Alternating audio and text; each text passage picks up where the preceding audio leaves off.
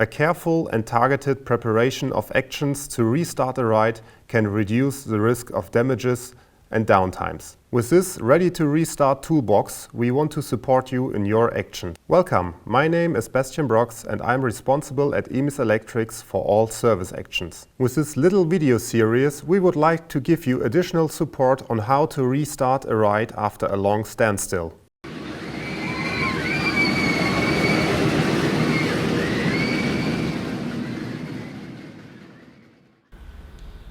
In this video, we will have our focus on operations. Key points will be work processes, content which has to be relearned, and a renewed awareness of risk and dangers. My guest today is Mr. Thorsten Marohn, Park Manager of the Europapark. Welcome. Thank you for being here.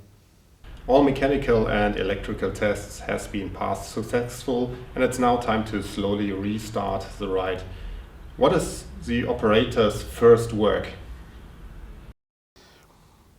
We are in a very good situation that our team leader of the operations team on an attraction is in the winter time by our mechanics. So he or she will be there when the first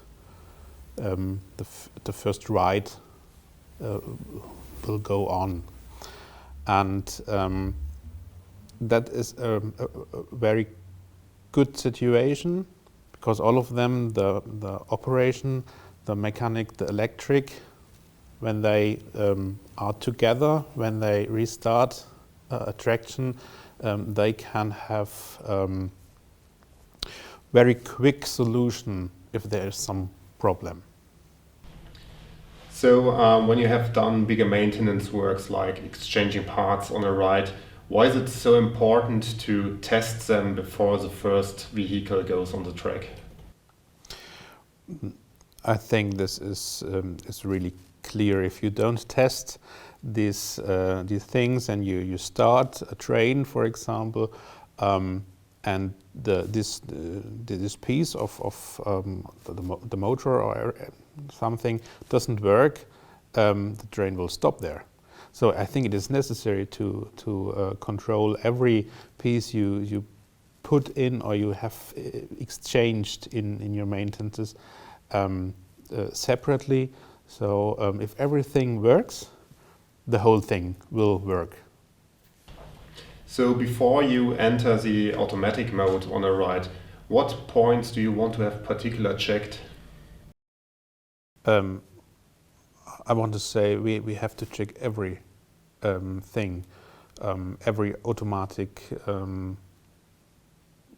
part. So the attraction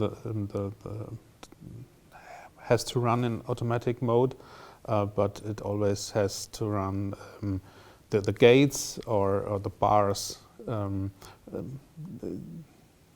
So I want to say everything must be in a perfect situation, and then we can say this attraction runs in an automatic mode.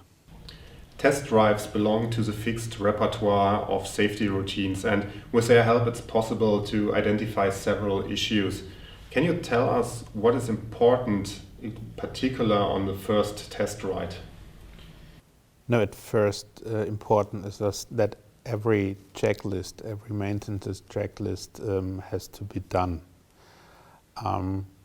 So if the mechanic and the electric gives their go for a test ride, we can start up the attraction. And a test ride is after a long break, not just one ride. I think it is important that it is a test for a long time. It could be that it's 1, 2, 3 hours of testing this attraction. Experienced employees in particular keep reporting that they can hear errors of a ride. So what is the significance of an auditory function test? I think it is really important to hear what the attractions do. So you can hear in particular way in mechanics if a brake will not work correctly, or it could be that there will be a problem in the next few minutes or something. So in my time when I was team leader at Euromir, sometimes I go in the middle of the roller coaster in a safety place, and I just listen to what all trains do, and when the brakes close and what their sound was when they close. And so when I meant that something could be, I called the mechanic, and my mechanics come and we hear again and together, and then he goes and looks after this brake, and then he says it's okay. It could be of the temperature, or if there is anything, we stop and be safety, and he will goes and looks nearer to anything. I think to hear after the roller coaster or after attraction, it will be a positive way to find problems faster than only just the technical systems.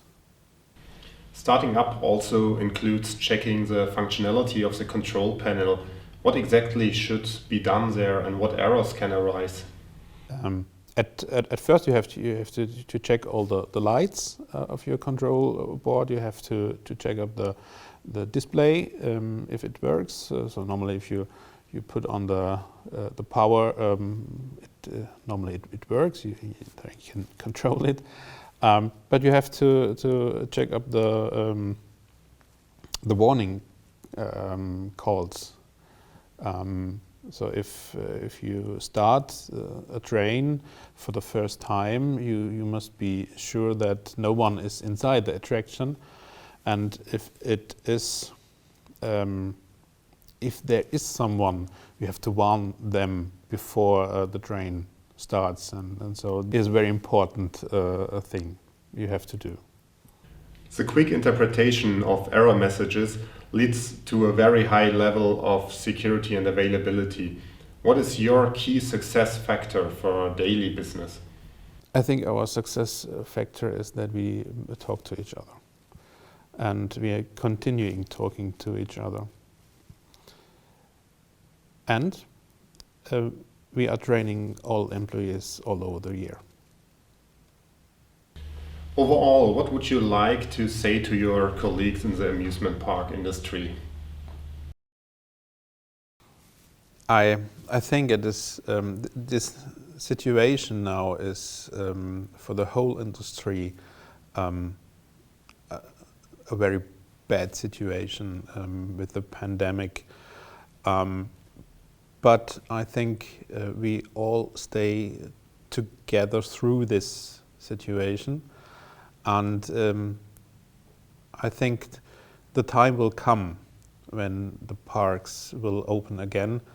And for my personal situation, I want this situation that our guests can visit our park and other parks all over the world, and the families have fun on the attraction and have a very good day at an amusement park.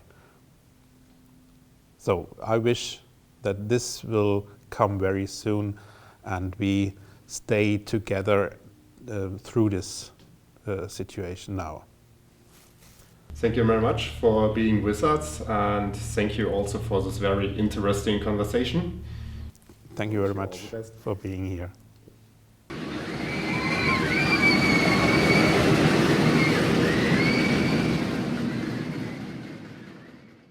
Thank you for your attention, and we wish you all the best for your restarting actions. If any questions arise or the operator's manual leave anything open, don't hesitate to contact us. Contact us on the listed email addresses or telephone numbers. We hope you enjoyed the video and it has helped you in your actions.